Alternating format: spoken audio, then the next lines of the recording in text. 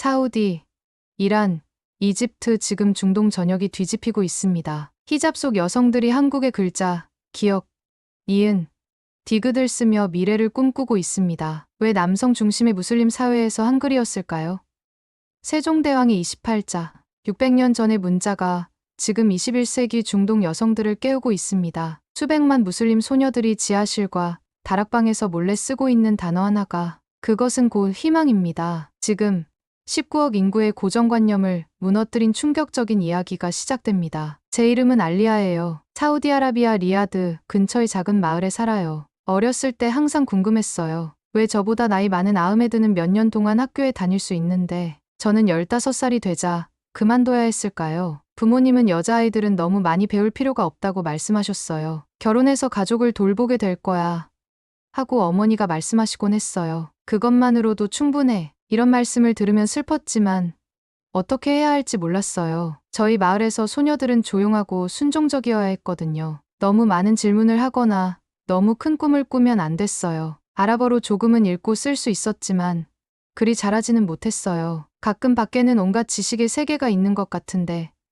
저는 그걸 손에 닿을 수 없다고 느꼈어요. 2024년 4월 어느 날 모든 게 바뀌었어요. 어머니와 함께 시장으로 걸어가다가 신호등에서 멈춰야 했어요. 갑자기 저희 위에 거대한 전광판이 켜졌어요. 이상한 기호들이 화면에 나타났어요.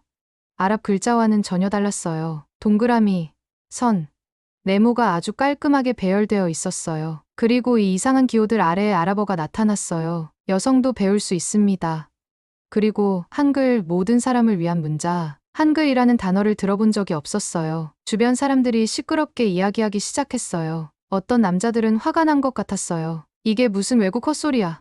한 남자가 소리쳤어요. 왜 우리 여자들에게 이런 걸 보여줘? 하지만 저는 그 기호들을 쳐다보는 걸 멈출 수 없었어요. 어쩐지 친근해 보였거든요. 아름다운 곡선을 가지고 있지만 복잡할 수 있는 아랍어와는 달리 이 기호들은 간단하고 깔끔해 보였어요. 왜 그런지는 모르겠지만 호기심이 생겼어요. 한글이 뭐예요? 엄마? 하고 속삭였어요. 어머니가 제 팔을 잡아당기셨어요. 그런 헛소리 보지 마. 알리야, 아마 한국이나 중국이나 어디 먼 곳 것일 거야. 외국 문자가 우리한테 무슨 소용이야?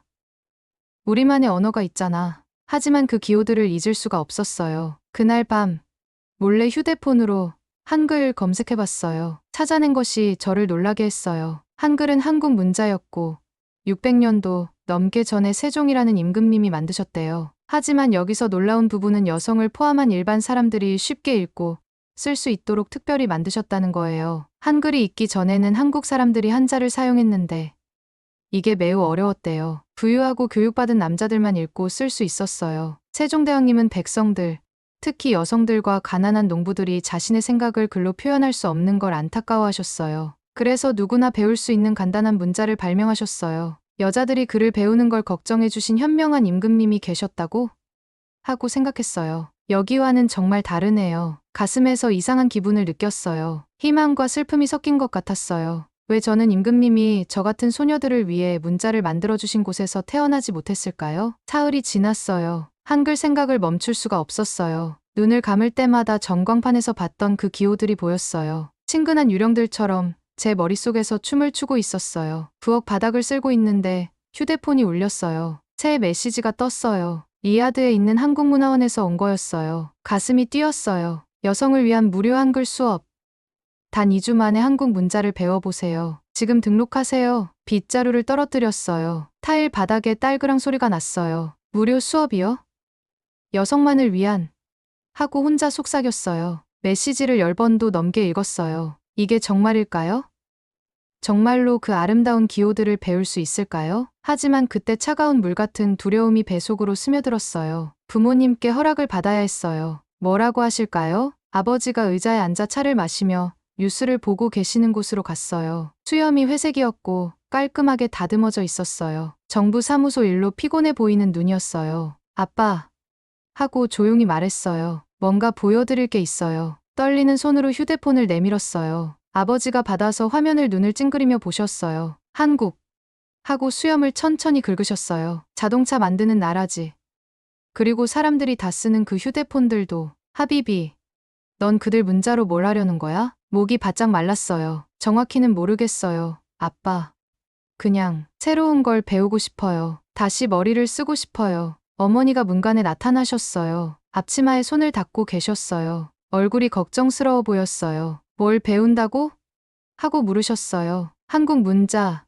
하고 아버지가 말씀하시며 제 휴대폰을 돌려주셨어요. 어머니 눈이 커졌어요. 알리야, 넌 26이야. 결혼 생각을 해야지. 아이 갖는 생각을 해야지. 내가 외국어 수업에 다니는 걸 이웃들이 보면 뭐라고 하겠어? 하지만 엄마, 여자들만 있는 수업이에요. 남자들은 없을 거예요. 부모님이 서로를 쳐다보셨어요. 결혼한 부부들이 눈빛만으로 하는 그런 조용한 대화를 하고 계셨어요. 마침내 아버지가 한숨을 쉬셨어요.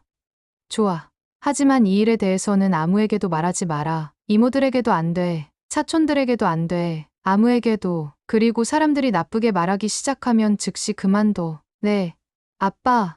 안아드리고 싶었지만 대신 진지하게 고개만 끄덕였어요. 일주일 후 한국문화원 앞에 서 있었어요. 큰 유리창이 있는 하얀 건물이었어요. 입구에 한국 국기와 아랍 국기가 걸려 있었어요. 손바닥에 땀이 났어요. 심장이 북처럼 빠르게 뛰고 있었어요. 할 수 있어. 알리야. 하고 스스로에게 말했어요. 문을 밀고 들어갔어요. 교실은 작았지만 밝았어요. 깨끗한 창문으로 햇빛이 쏟아져 들어왔어요. 벽에는 한국 국기가 장식돼 있었어요. 분홍 꽃으로 덮인 산들의 아름다운 사진들이 있었어요. 곡선 지붕을 가진 화려한 전통 건물들의 사진도 있었어요. 정말 예뻐요. 하고 감탄했어요. 15명의 다른 여성들이 플라스틱 의자에 앉아 있었어요. 모두 긴장해 보였어요. 저처럼 젊은 분들도 있었고, 회색 머리에 주름진 손을 가진 분들도 있었어요. 하지만 모두 같은 표정이었어요. 호기심과 두려움이 섞인. 문이 다시 열렸어요. 한국 여성이 들어왔어요. 키가 작고 단정했어요. 파란 드레스를 입고 큰 가방을 들고 있었어요. 머리는 깔끔한 번으로 뒤로 묶여 있었어요. 안녕하세요. 여러분. 하고 아랍어로 말했어요. 하지만 억양이 재미있었어요. 단어들이 음악처럼 들렸어요. 우리 모두 조금씩 웃었어요. 제 이름은 박 선생님이에요. 하고 계속 말씀하셨어요. 한국 서울에서 왔어요. 여러분을 만나게 되어 정말 기뻐요. 너무나 따뜻하게 미소 지으셔서 제 긴장이 녹아내리는 것 같았어요. 오늘 박 선생님이 말씀하셨어요. 여러분은 놀라운 걸 배우게 될 거예요. 한글은 단지 24개의 글자만 있어요. 하지만 이 24개의 글자로 여러분이 말하고 싶은 건 뭐든지 쓸 수 있어요. 단지 24개 글자만요? 아랍어는 28개인데도 가끔 저에게는 어려웠거든요. 한국어가 어떻게 더 쉬울 수 있을까요? 박 선생님이 화이트보드로 가셨어요. 완벽한 원을 그리셨어요. 이게 여러분의 첫 번째 글자예요. 하고 말씀하셨어요. 이걸 이응이라고 불러요. 영어의 오처럼 생겼어요. 하지만 한국어에서는 침묵을 의미해요. 말하기 전에 깊게 숨을 쉬는 것처럼요. 원을 다시 그리셨어요. 저는 공책에 따라 그렸어요. 손이 조금 떨렸어요. 아주 좋아요.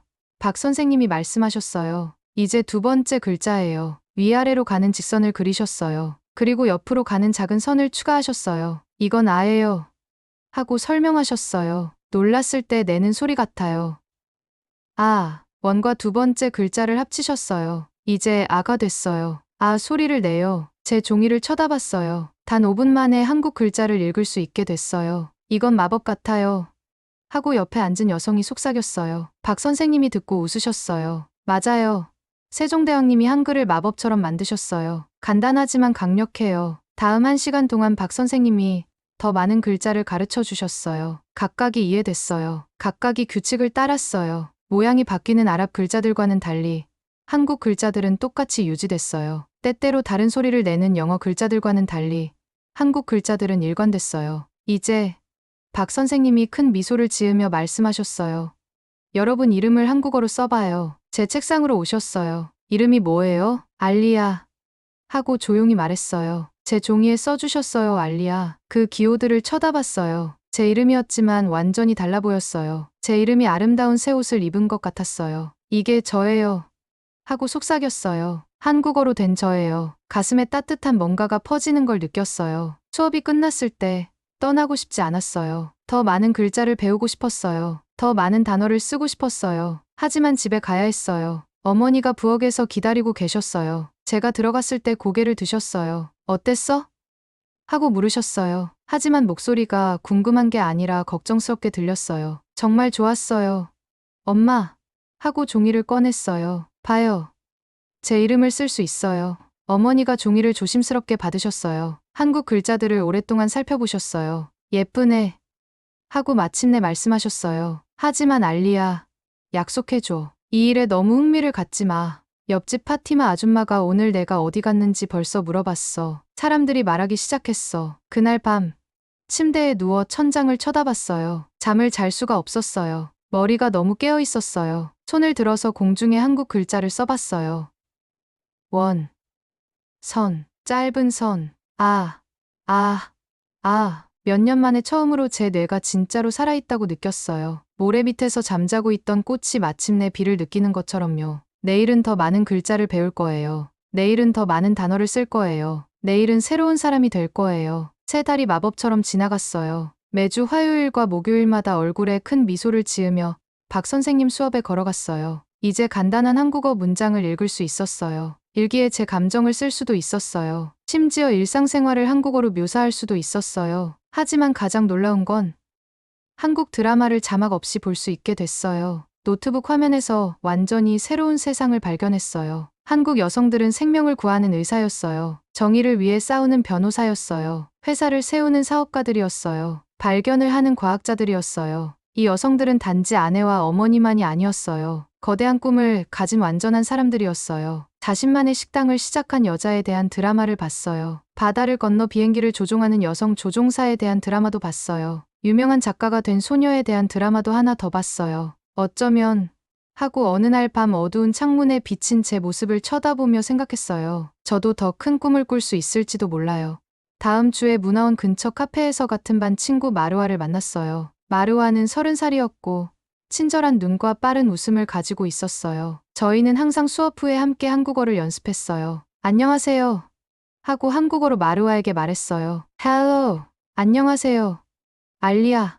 하고 대답했어요. Hello. 아으야. 웃으면서 한국어 교재를 펼쳤어요. 카페는 작고 어두웠어요. 구석에서 나이든 남자들이 주사위 놀이를 하고 있었어요. 공기에서 카다몬과 담배 냄새가 났어요. 한국어 문장을 큰 소리로 읽고 있는데 카페 사장이 다가왔어요. 회색 코수염을 기른 나이든 남자였어요. 얼굴이 짜증스러워 보였어요. 정상적인 사람들처럼 아랍어를 할 수 없어. 하고 투덜거렸어요. 이 외국 소음이 뭐야? 뺨이 빨갛게 달아올랐어요. 부끄럽고 화가 동시에 났어요. 바로 그때 번개처럼 아이디어가 떠올랐어요. 마루아. 하고 작은 테이블 너머로 몸을 기울이며 속삭였어요. 우리가 카페를 열면 어떨까? 사람들이 자유롭게 한국어를 말할 수 있는 곳. 함께 배우고 연습할 수 있는 곳. 마루아의 눈이 커졌어요. 그리고 웃기 시작했어요. 알리야. 우리는 그냥 학생이야. 사업에 대해서는 아무것도 몰라. 돈도 없고. 하지만 그 아이디어를 놓을 수가 없었어요. 별처럼 제 머릿속에서 밝게 타오르고 있었어요. 생각해봐. 하고 흥미진진해하며 말했어요. 선반에 한국 책들을 둘 수 있어. 한국 음악을 틀 수 있고 한국 간식을 팔 수도 있어. 한국의 작은 조각을 여기 사우디아라비아로 가져오는 것 같을 거야. 마루아가 웃음을 멈췄어요. 생각에 잠긴 것 같았어요. 그거 사실 정말 멋지게 들려. 하고 천천히 말했어요. 몇 시간 동안 이야기했어요. 말 한마디 한마디마다 아이디어가 더 크고 밝아졌어요. 뭐라고 부를까? 마루아가 물었어요. 배웠던 모든 한국어 단어들을 생각해봤어요. 그리고 미소 지었어요. 카페 하늘. 하고 말했어요. 한국어로 하늘이라는 뜻이야. 한국어를 배우면 날 수 있을 것 같거든. 카페를 여는 허가를 받는 건 산을 오르는 것 같았어요. 정말 많은 서류를 작성했어요. 정말 많은 공무원들을 만났어요. 왜 한국 문화예요? 한 남자가 책상에 펜을 두드리며 물었어요. 왜 미국이나 영국이 아니에요? 적어도 사람들이 그 나라들은 알잖아요. 깊게 숨을 쉬었어요. 손은 떨렸지만 목소리는 안정됐어요. 선생님, 한국이 저희에게 정말 많은 걸 줬어요. 저희 휴대폰과 자동차를 만들어주고 있어요. 드라마와 음악으로 저희를 즐겁게 해줘요. 그들의 문자 체계는 너무 똑똑해서 수백만 명이 읽는 걸 배우는데 도움이 됐어요. 어쩌면 저희도 그들의 지혜에서 배울 수 있을 거예요. 그 남자가 놀란 것 같았어요. 저희 서류에 도장을 찍어줬어요. 6개월 후 드디어 카페 하늘을 열었어요. 마루아와 저는 하늘처럼 연한 파란색으로 벽을 칠했어요. 한국 종이 부채와 한국 궁궐의 아름다운 사진들을 걸었어요. 창가의 사우디 국기 옆에 작은 한국 국기를 놓았어요. 저희 메뉴는 특별했어요. 모든 항목이 아랍어와 한국어로 함께 쓰여 있었어요. 커피, 차, 꿈, dreams. 첫 주는 무서웠어요. 월요일에 단 3명의 손님만 왔어요. 화요일에 2명, 수요일에 1명. 어떤 사람들은 들어왔다가 한국 장식들을 보고는 바로 나가버렸어요. 어쩌면 이건 바보 같은 아이디어였나 봐. 하고 목요일 저녁 마르아가 슬프게 말했어요. 저희는 텅 빈 카페에 혼자 앉아 있었어요. 하지만 저는 아직 포기할 준비가 안 됐어요. 좋은 일은 잘하는데 시간이 걸려. 하고 말해줬어요. 사막의 꽃들처럼. 그리고 금요일이 왔어요. 한국 팝밴드 티셔츠를 입은 젊은 사우디 남자들 한 무리가 들어왔어요. 저희 장식을 보고 눈이 반짝였어요. 여기 정말 한국 카페예요. 한 명이 신나게 물었어요. 네. 하고 자랑스럽게 말했어요. 커피를 주문하고 3시간 동안 서로 한국어를 연습했어요. 팁을 많이 주고 다시 오겠다고 약속했어요. 토요일에는 제 한글 수업에서 온 5명의 여성들이 함께 왔어요. 한국어 교재를 가져와서 저희 테이블에서 숙제를 했어요. 소문이 빠르게 퍼졌어요. 곧 한국어를 공부하는 대학생들이 왔어요. 한국 드라마를 좋아하는 사우디 가족들도 왔어요. 심지어 리야드에서 일하며 향수병을 느끼는 한국 사업가들도 왔어요. 하지만 성공은 새로운 문제들을 가져왔어요. 동네의 어떤 사람들은 행복하지 않았어요. 저희에 대해 수근거렸어요. 지나갈 때 저희 카페를 가리켰어요. 저 아이들이 자기 문화를 잊어버리고 있어. 한 여자가 말하는 걸 들었어요. 이런 외국 영향은 위험해. 다른 사람이 말했어요. 먹구름이 모이고 있었어요. 그리고 저는 그 폭풍이 얼마나 클지 전혀 몰랐어요. 어느 바쁜 저녁, 한 남자가 저희 카페로 화를 내며 들어왔어요. 얼굴이 화로 빨갛게 달아올라 있었죠. 이건 잘못된 거야. 하고 저희 한국어 메뉴를 가리키며 소리쳤어요. 너희들이 우리 문화보다 외국 문화를 더 홍보하고 있잖아. 젊은 사람들은 이런 한국 헛소리가 아니라 자기 전통 문화를 배워야 해. 카페 전체가 조용해졌어요. 저는 무서웠지만 그때 박 선생님이 가르쳐 주셨던 것이 생각났어요. 한국 문화에서는 어른을 존경하는 것도 중요하지만 옳은 일을 위해 맞서는 것도 중요하다고 하셨거든요. 저는 그 화난 남자에게 다가가서 차분하게 말했어요. 선생님, 죄송하지만 저희는 한국 문화로 저희 문화를 바꾸려는 게 아니에요. 더해가는 거예요. 한국어를 배우면서 오히려 아랍시와 사우디 역사에 더 관심이 생겼거든요. 다른 사람들에 대해 배우면 자신을 더 잘 이해하게 돼요. 구석 테이블에서 한국어를 공부하고 있던 나이 든 사우디 여성분이 일어나셨어요. 젊은이 하고 단호하게 말씀하셨어요. 저는 70살인데 한국어를 배우면서 뇌가 다시 젊어진 것 같아요. 이 아이들이 아름다운 일을 하고 있어요. 더 많은 손님들이 말하기 시작했어요. 한국어 배우기가 직장에서 도움이 됐었다거나 친구를 만들게 해줬었다거나 아니면 단순히 기쁨을 가져다 줬었다고 이야기했었어요. 그 화난 남자는 당황한 것 같았어요. 이렇게 많은 사람들이 저희를 지지할 거라고는 생각 못했었나 봐요. 바로 그때 믿을 수 없는 일이 일어났어요. 잘 차려입은 젊은 남성이 카페에 들어왔어요. 사람들이 수근거렸어요. 자이드 왕자님이었거든요. 교육과 여성의 권리를 지지하는 것으로 유명한 왕족 분이셨어요. 자이드 왕자님이 저희 카운터로 걸어오셔서 완벽한 한국어로 아이스 커피를 주문하셨어요. 아이스 커피 주세요. 모든 사람들이 놀라서 쳐다봤어요. 그 화난 남자도 입을 벌리고 있었어요. 왕자님이 저희에게 미소를 지으시며 말씀하셨어요. 여기서 하고 있는 일을 지켜보고 있었어요. 사우디아라비아에 필요한 혁신과 문화 교류가 바로 이런 거예요. 그리고 카페 전체를 향해 말씀하셨어요.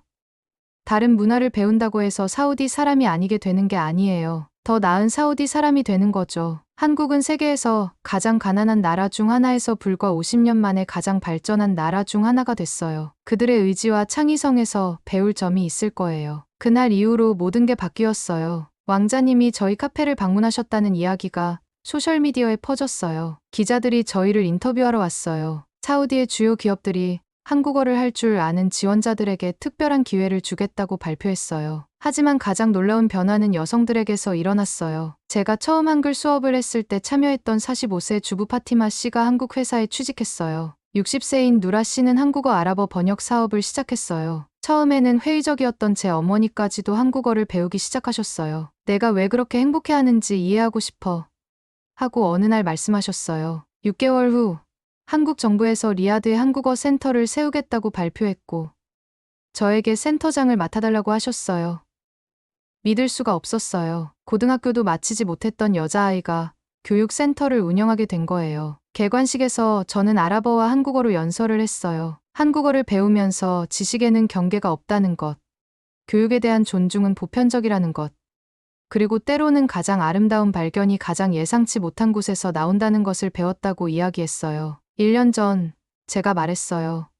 저는 한국이 그냥 멀리 있는 작은 나라에서 휴대폰과 자동차를 만드는 곳이라고 생각했어요. 이제는 한국이 교육을 너무나 중요하게 여겨서 옛날 임금님이 일반 사람들을 위해 문자를 만드셨던 나라라는 걸 알아요. 가난해서 열심히 일하고 배움으로써 일어선 나라예요. 강하다는 것이 다른 사람들을 무시하는 게 아니라 모든 사람에게서 배우는 것이라고 가르쳐주는 나라예요. 오늘날 저희 작은 카페는 3곳으로 늘어났어요. 한국 영화의 밤, 요리 수업, 심지어 한국 전통 무용 워크숍도 열고 있어요. 하지만 가장 중요한 것은 수백 명의 여성들이 나이가 몇 살이든 어디 출신이든 상관없이 배움은 멈추지 않는다는 걸 발견하도록 도왔다는 거예요. 때때로 빌보드에서 한국 글자를 처음 봤던 그날을 생각해봐요. 저는 그냥 작은 세상에 갇혀 있다고 느끼던 호기심 많은 소녀였어요. 이제는 전 세계와 연결돼 있다고 느껴요. 한국뿐만 아니라 어디든지요. 한국어는 저에게 글자와 단어 이상의 것을 가르쳐줬어요. 다르다는 것이 틀린 게 아니라는 것.